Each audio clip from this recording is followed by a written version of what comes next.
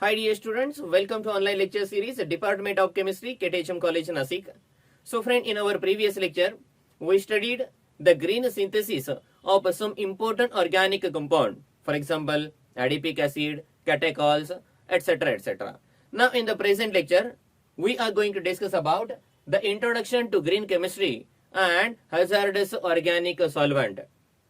We know that in an chemistry, while performing a chemical reaction, we are using a number of solvent which plays the role of a medium. Some solvents like water are harmless to the environment. However, there are many more solvent which causes a harmful effect on the environment. So, these some solvent like water are harmless to environment, while some solvents are hazardous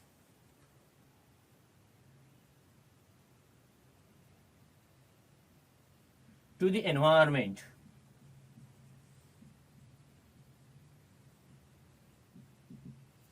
The solvent used in the chemical laboratory and chemical industries are not only harmful, but they are toxic to the worker as well as the environment. The solvent used in chemical laboratory and chemical industries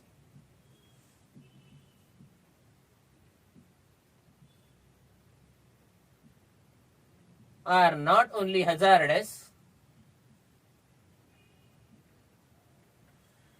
to the worker,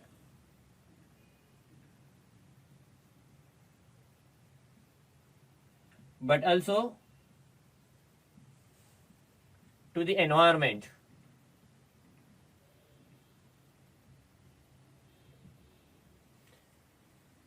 The green chemistry aims to change the hazardous solvent by the non-hazardous one. The green chemistry aims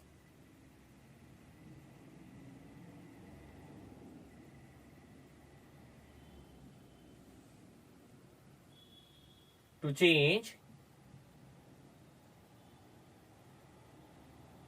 hazardous solvents by non-hazardous, that is the eco-friendly solvent.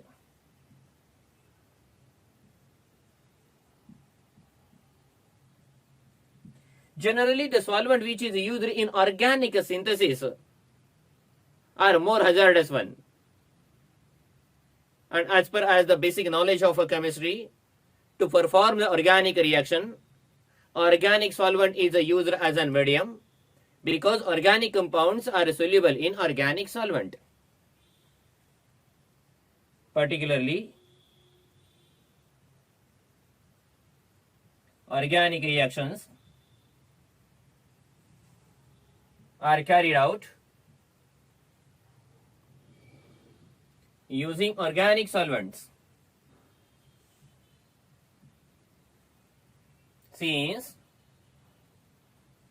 organic compounds are soluble in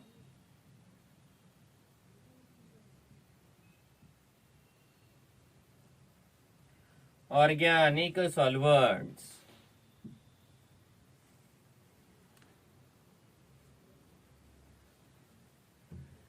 Some solvents are not only hazardous but also carcinogenic to the human health, and therefore their use is banned. Some solvents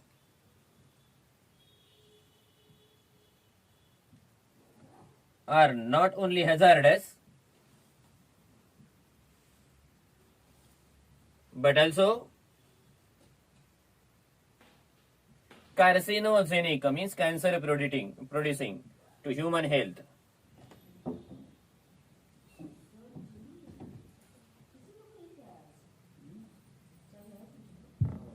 Hence, their use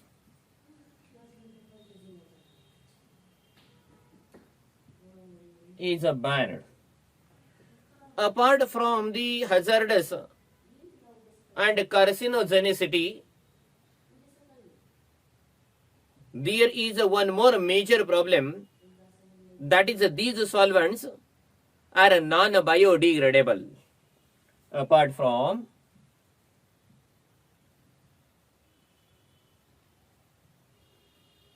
hazards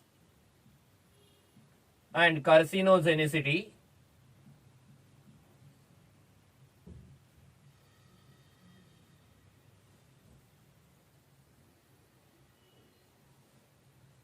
the major problem is that they are non-biodegradable.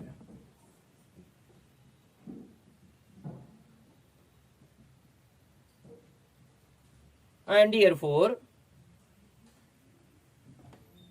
their disposal and recycle is very expensive.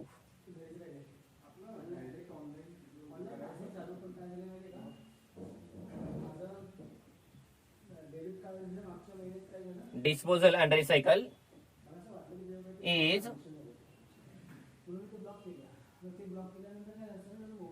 very expensive. Among these hazardous, carcinogenic and non-biodegradable organic solvent, some belongs to the aromatic organic solvent such as toluene, benzene, chlorinated hydrocarbons such as chloroform, carbon tetrachloride, even dichloromethane, dimethyl sulfoxide, etc. belongs to that category. It involves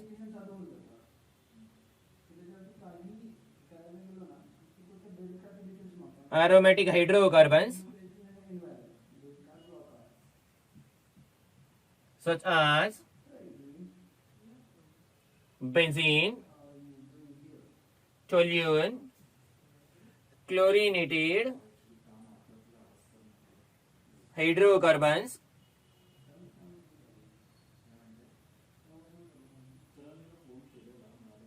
such as chloroform, carbon tetrachloride, dichloromethane, then dimethyl formamide,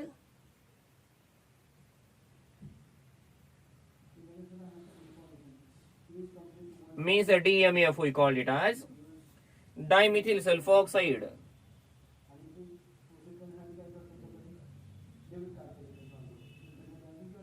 means a DMSO, etc. etc. Now,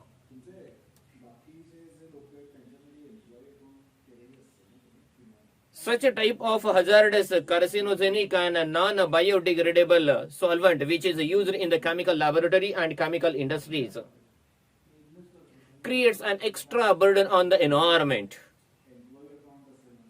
In order to reduce this burden of environment, the principle of green chemistry suggested two important ways. The first way is to replace the hazardous solvent with a renewable non-hazardous one. The two ways are, the first way is to replace hazardous solvents by non-hazardous, and the second way to develop a new method new technology toward the synthesis of particular component which will be the eco-friendly. Second one is to develop new method for the organic synthesis.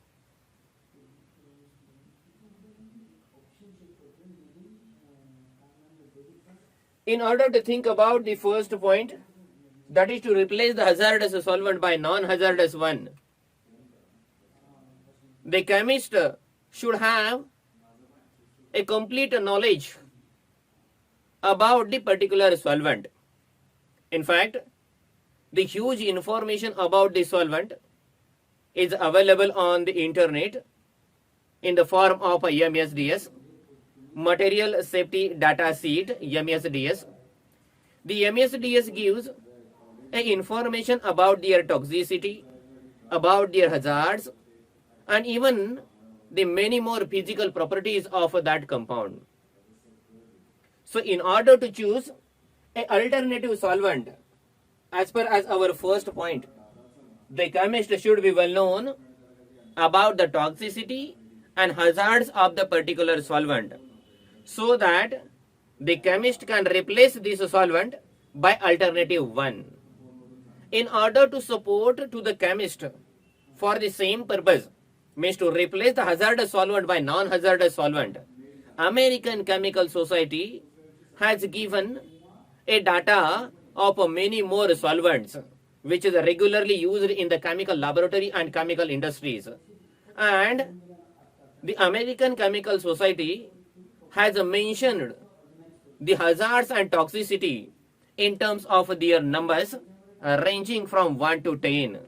Obviously, those solvent will have a higher number, will be the more toxic one. By using this data, we can compare the toxicity between two different solvents, and which will be the helpful to replace the hazardous solvent by non-hazardous or more hazardous solvent by the less hazardous solvent. So student, in this way, here we discuss the hazards and toxicity of a certain solvent. By the discussion about the hazards and the various toxicities of the solvent, green chemistry develops alternative ways, alternative methods, and even suggested some alternative solvent to perform the chemical reactions. First of all, you just record all this data so that we will talk about the alternative methods. Now, green solvent and alternative methods. Green solvents and alternative methods.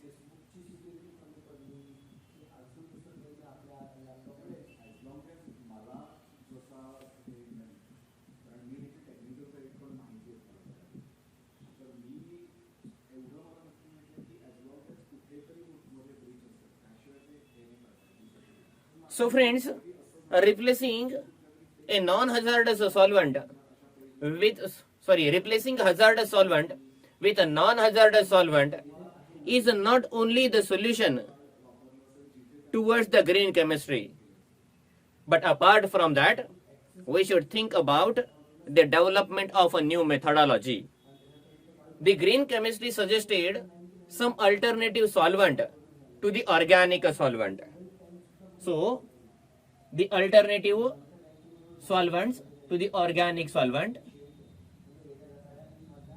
the main alternative solvents to the organic solvents are, the first one is ionic liquids.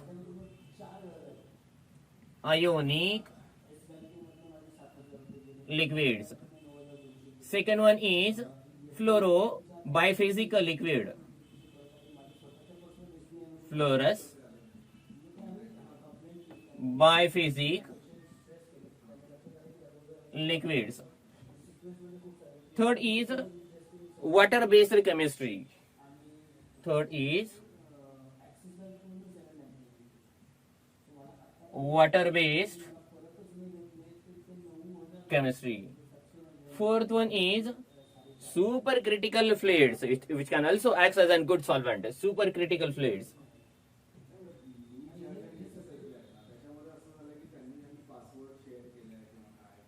Supercritical fluids.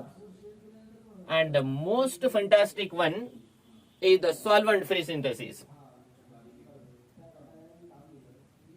Solvent-free synthesis. So these are the alternative to the organic solvent.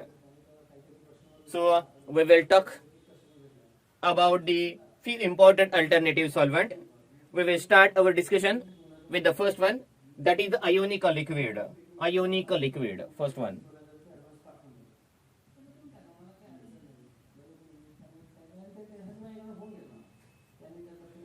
Ionic liquid is the mixture of cations and anions, molten salt, and having a boiling point around the 100. It is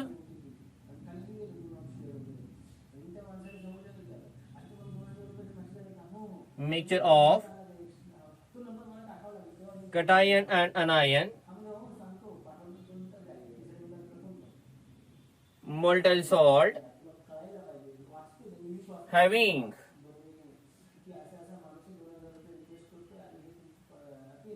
boiling point around the 100 degrees Celsius. Means a moderate boiling point is there. These are the non-volatile solvent. These are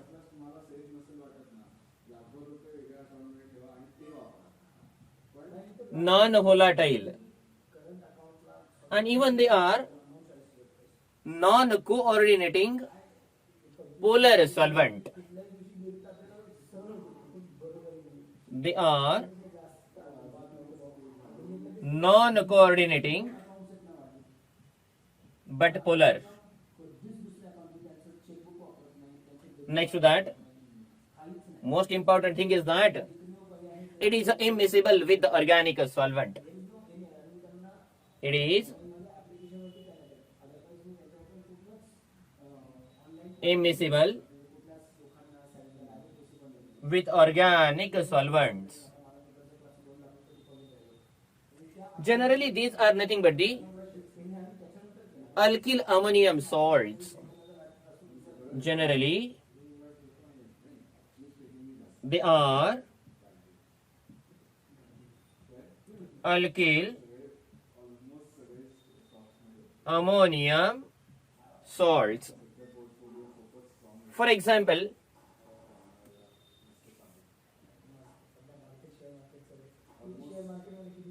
NH plus into X.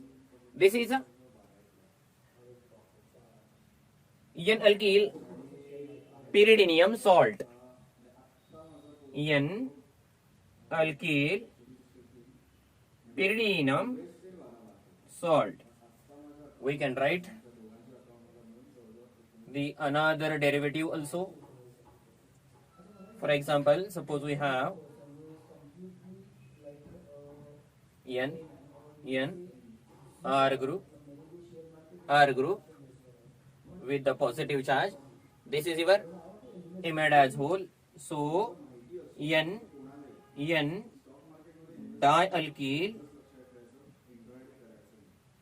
imidazonium salt. This is your ionic liquid. The non-volatile ionic liquids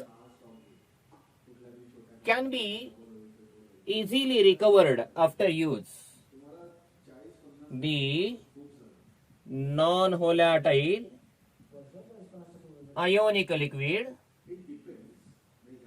can be easily recovered and we recycle it. The organic compound can be extracted by using a routine solvent. The organic compound can be extracted using routine solvents such as ether.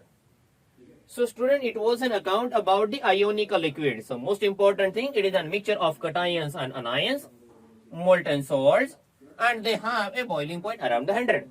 They are non-volatile one, non-coordinating and polar one, immiscible with organic solvent, and generally these are ammonium salt. These two are the example. It can be recycled, recover, and the organic compound can be extracted very easily by using a routine organic solvent such as ether or chloroform. So student, you just record this data so that we will proceed towards the second one, that is the water-based chemistry. Now water-based chemistry.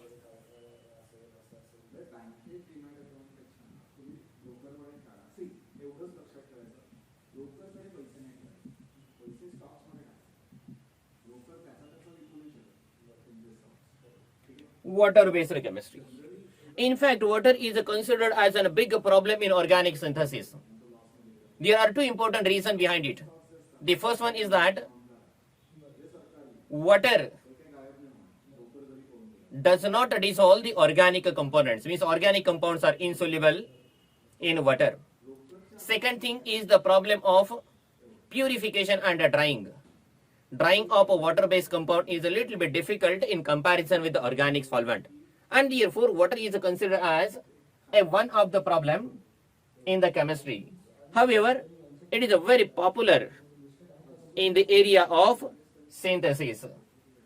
It is so water is popular area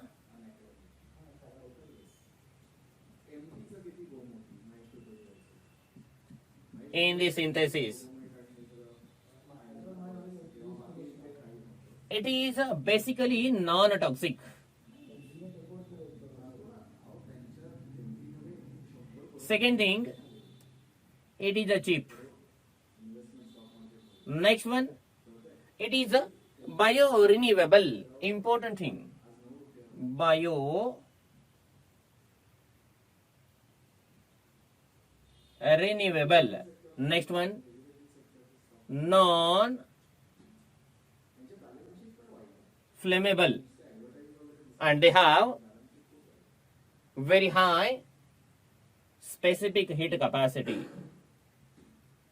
Have high specific heat capacity. The best example of water-based chemistry is the Diels-Alder reaction. For example, Diels-Alder reaction.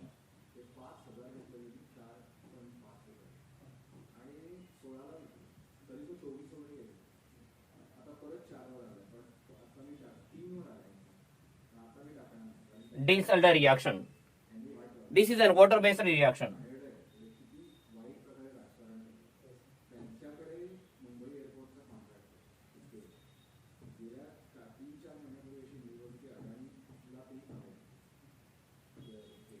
And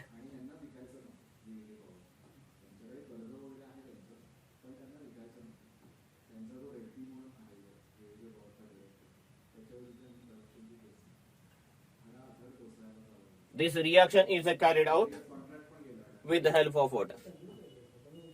Okay, so friend, just record it by screenshot. We'll proceed to the next one, organic synthesis in a fluorinated solvents.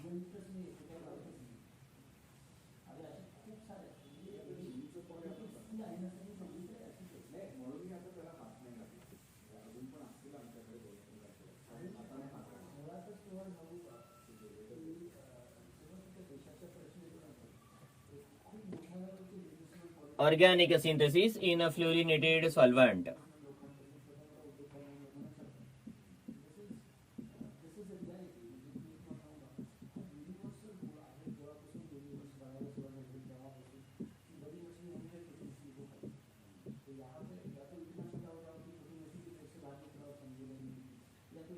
Fluorinated solvent.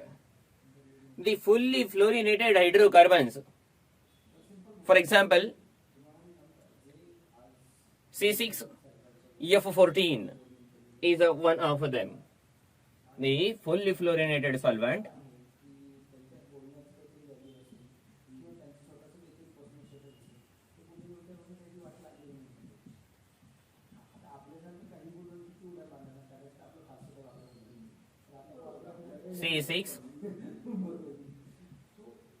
C6F14 means all the hydrogens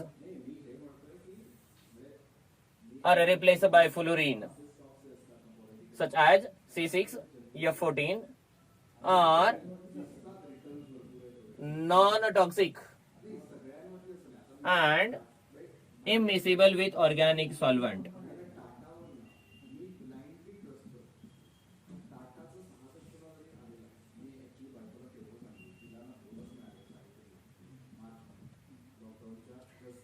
This can be used to dissolve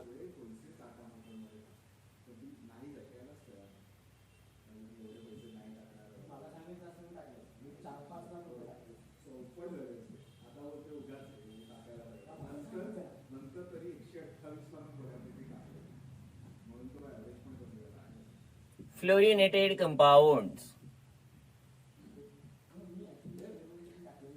The next one is a supercritical fluids.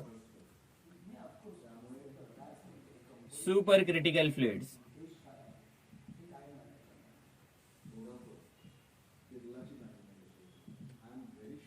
The supercritical CO2 and supercritical water are the best example. Supercritical CO2 and supercritical water.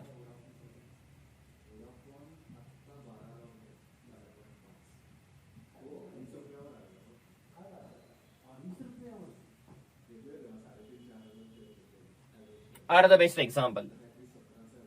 Supercritical liquid are those which above the critical temperature and critical pressure have a density as like a liquid and viscosity as like a gas. The supercritical fluid are those which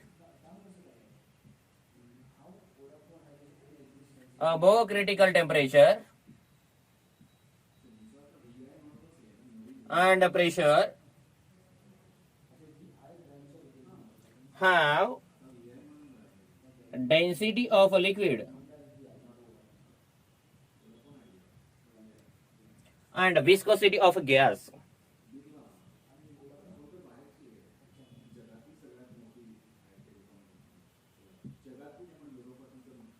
It is considered as a very good substitute for the organic solvent. It is considered as good substitute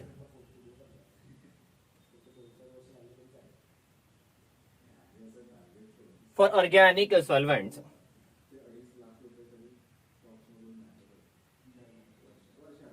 Important advantage is that it can be removed very easily. The important advantage is that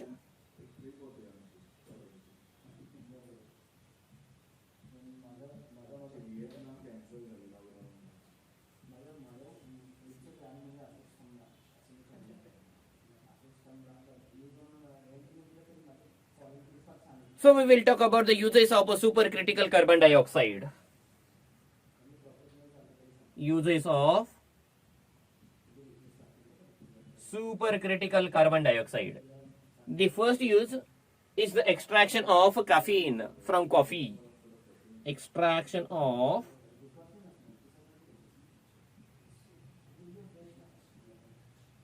caffeine. Second is the dry cleaning.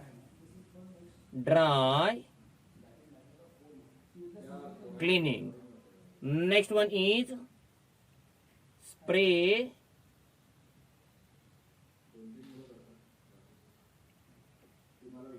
painting. So this is an account about the supercritical field. So just record all these data.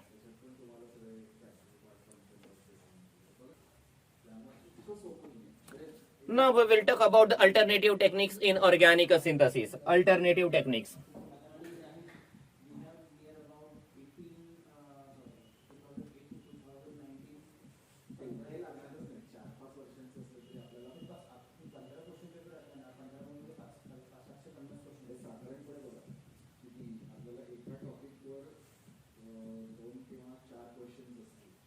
Now friends, as far as our discussion, the change of hazardous and toxic solvent with a non-hazardous one will never solve the problem of environmental pollution.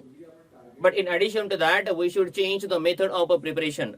So we should know the alternative methods toward the synthesis. The best way to change the method is to change the catalyst. It means we should use a certain green catalyst. So student, we have some example of a green catalyst. So the examples of a green catalyst. Examples of green catalyst. The first example is the fluorinated silica alumina catalyst.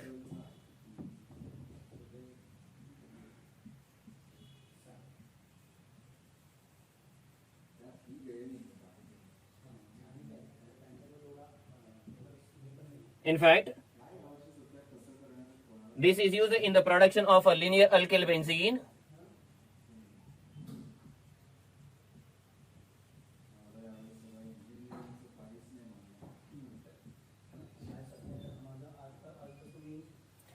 Production of linear alkyl benzene instead of HF catalyst.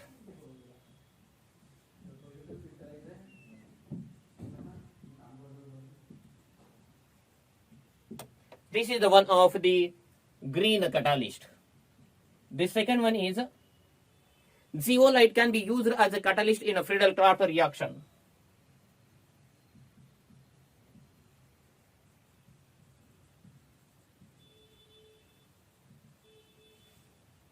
Zeolite can be used as a catalyst in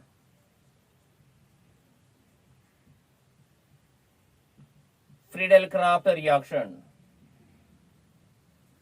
Next, third one is titanium 4.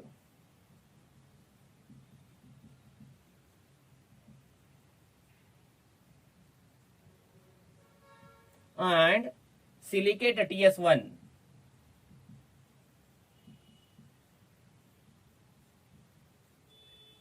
Is used as an catalyst in the oxime synthesis.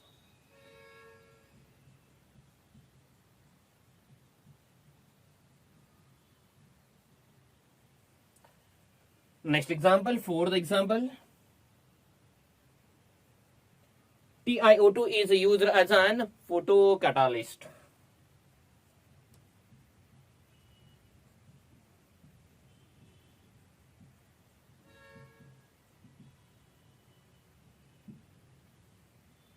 And last fifth example is biocatalyst. Enzyme are the best example of a biocatalyst.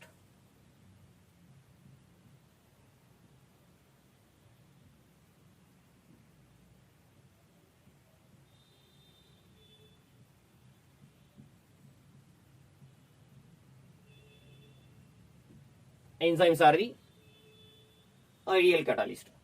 So it was the alternative green catalyst.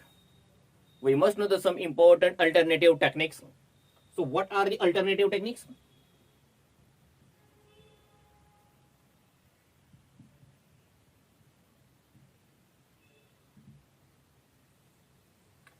The first one is a synthesis using a microwave. We have already discussed about that. Synthesis using microwave. The radiation having wavelength 10 raised to minus 9 to 10 raised to minus 11 hertz are used to perform the chemical reaction.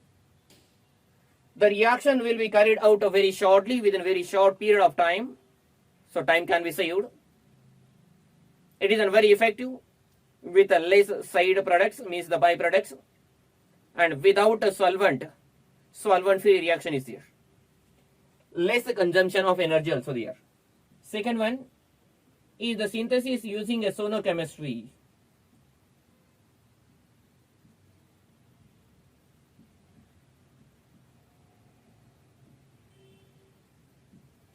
In this case also we will get a high yield.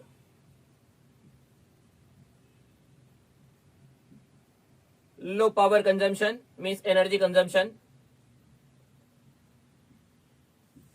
Less side products means byproducts, etc., etc. And the most important one, the green solvent from the plants. Plant also provides a green solvent. So the green solvent from the plants.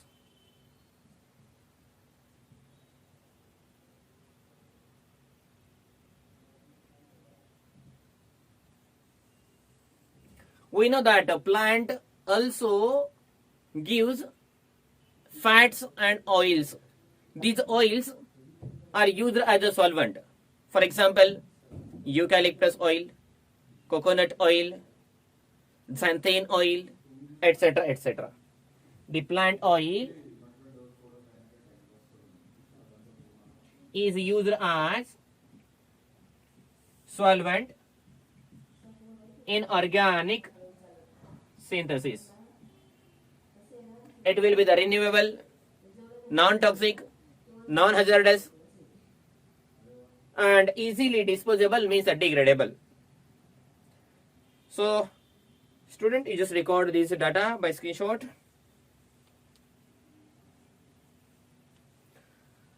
So friend, in this way, in this lecture, we covered this topic, introduction to green chemistry and hazardous organic solvent. So in the present lecture, we will stop here. As per as the syllabus of Savitribai Phule Pune University Pune, we finish the entire chapters of this section, environmental and green chemistry. Thank you.